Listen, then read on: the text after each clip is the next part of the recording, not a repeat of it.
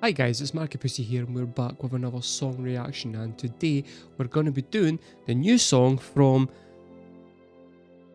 possibly in my top 3 favourite artists of all time, Fiona Apple, with her song Pretrial, Let Her Go Home. Now, Fiona Apple, her second album, When the Pawn Hits, is actually my favourite album of all time. She usually leaves like long gaps between albums, so I wasn't expecting any new music anytime soon because it's only been a couple of years since Fetch the Bolt Cutters came out, which I thought was fucking excellent, but it was recorded during COVID in her house where all the percussion was done on like pots and pans and shit in her house. Like there's tracks where her dogs are barking in the background and she just left them in, which I thought was mental. But it was like a really experimental, jazzy, angry album that was railing against the patriarchy and like gone through her experiences as a woman, and I thought it was really vital and raw, which is completely different from her second album, my favourite album, which is subject matter wise similar, but production wise is the prettiest production I've heard on any album ever. It's just beautiful from start to finish. So I don't know what I'm gonna get for this. I've went out of my way to not check anything out about it. I haven't read anything. I don't know anything. I just know that the single dropped because Spotify told me, and then I've deliberately ignored it until right now so that I can get a blind reaction to it. It could be quite a difficult listen based on Fetch the Bolt Cutters, but I don't know. So we're gonna go in, we're gonna listen to it, and we're gonna see what we're getting.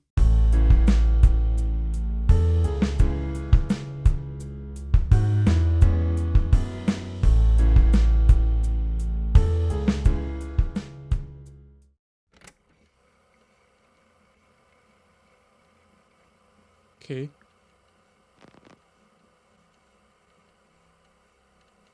Huh.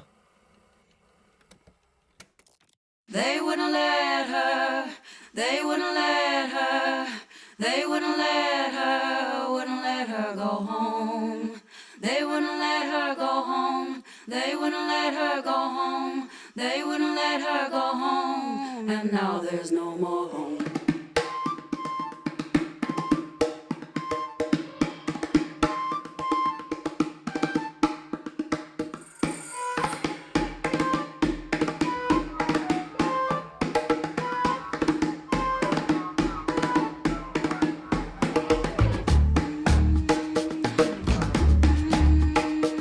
See, it's continuing on that almost like homemade feeling vibe from Fetch the Bolt Cutters and the percussion, but that bass sound is absolutely fantastic. What I would say is that's already quite an interesting opening. I did not realise that she'd spent the last 2 years doing like court viewings and stuff and trying to help disadvantaged women like because they couldn't afford bail. It's one of those things that I don't ever really tend to think about, but when it is brought up, then it is quite shocking the way. I don't know if this is how the British like penal system's done, but I know the American one definitely is, where if like when you go to court and stuff, and then before you're actually up for your trial, they'll put you into like they'll remand you in jail unless you can afford your bail. But if you're like a petty criminal, you've got no chance in being able to afford that bail in the first place. And it's just a way for like the justice system to make money and exploit poor people who, you know, I don't know. Like, how do you expect to allow people to pull themselves out of their circumstances if if like you strip away the last vestiges of their abilities to make money in the first place. You're just accenting the problem and continuing it, which I suppose is what she's about to try and shine a spotlight on. But yeah, okay, right. That's intro. Let's see how it goes.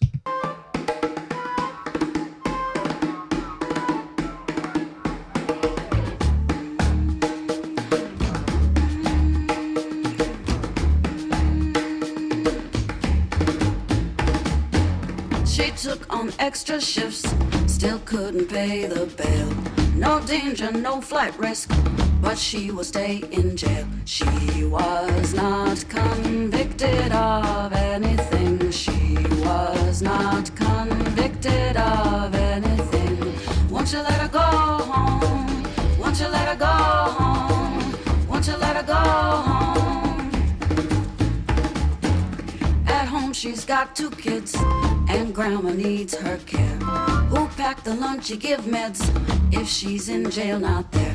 They already took the only daddy that they ever had. Shot him, then put a gun near him that he never had. Wouldn't let him go home, wouldn't let him go home, wouldn't let him go. Oh, you've got to admire the absolute fucking balls on these lyrics.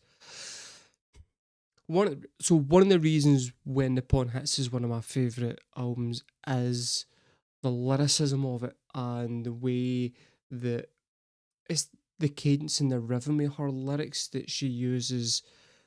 Like, I mean, so songs, for example, like Fast As You Can, where she's just got like a massive stream of lyrics in a really short space of time, but they're punctuating the rhythm of the song as much as any drums or bass is, and it's really, really deliberately stylized and like that.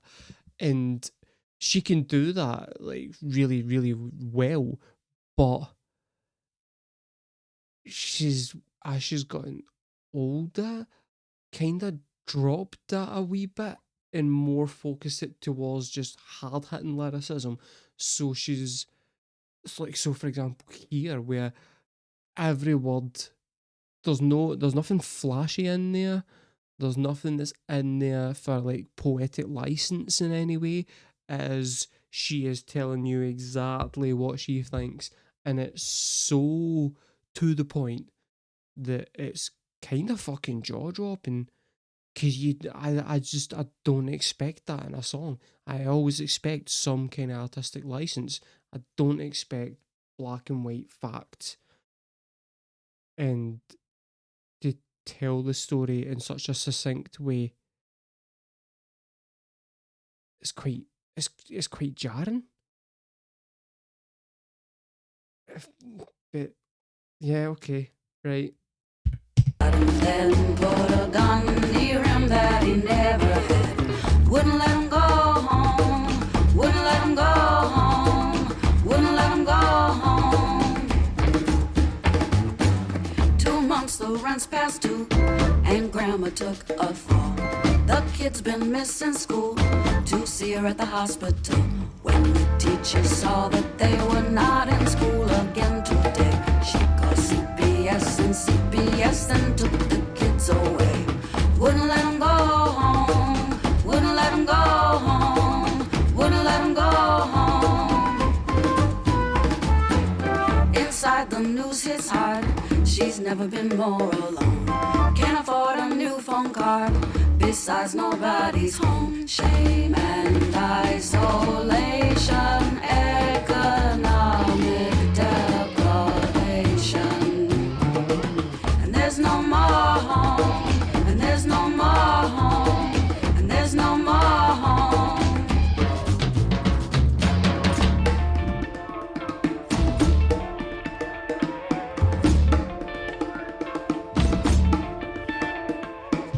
I also just want to say, it's not escaping me that the vast majority of people in these photographs, which is photographs of people that she has been watching at court, and these like real people that these lyrics are actually affecting,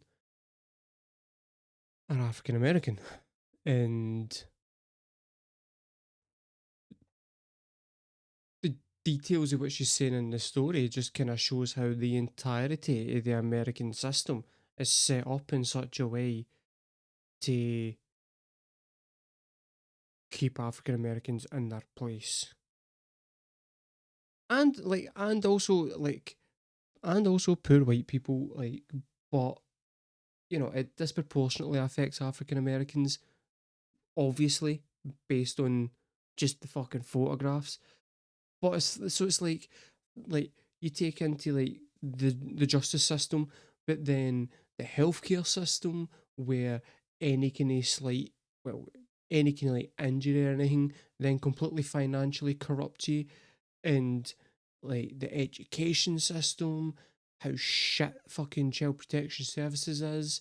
It's all interlinked with each other, to the point where if you are at the bottom of the barrel, all these services that are supposed to be there to help you, all the social services in America seem to be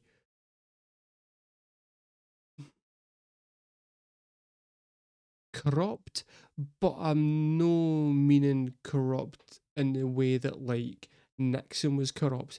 I mean corrupt as in they don't do the job that they're supposed to do. And I don't quite know why that is, because I'm not over there and I don't experience it. But from an outsider's perspective, it seems like the social services over there don't actually help the people who need social services in any way. It seems like they make it as difficult as they humanly can for people to actually get a leg up, which is weird to me, since it is the country of the American fucking dream, where it's supposed to be that if you're born in America, you are a free citizen, and that way you can work your way up and do whatever. Like, you've got the ability to do anything. Unless you're poor already, in which case you're fucked. I could be wrong, right? And if I'm wrong, and you've had a personal experience with social services that is positive in some kind of way, feel free to put it in the comments below, right? I'll happily take on the positive experiences, but everything I see about them is no great. And let me say right now, that is not to put down the people who work in social services, who have went into those fields to try and make a difference and try and help people, because I'm absolutely certain that the vast majority of people who work in the system are trying to help. I think it's the system that's broken, and the people that are working within the system don't have a lot of power to go and nudge that needle into a positive. And that, in its own way, must also be like cripplingly depressing at the end of the day. Like, can you imagine going home at the end of every day? Like, say you work in child protective services, you joined it up because you want to help kids that are getting abused and stuff, and you're just breaking families, and you just know that. That's all you're doing. You're no helping fucking anybody. I don't know how I'd, like, yeah. I'm glad I sit shit in a shelf for a living. I don't need to think about it when I go home. I put a tin in the shelf, I go home, job done. And it's done averagely.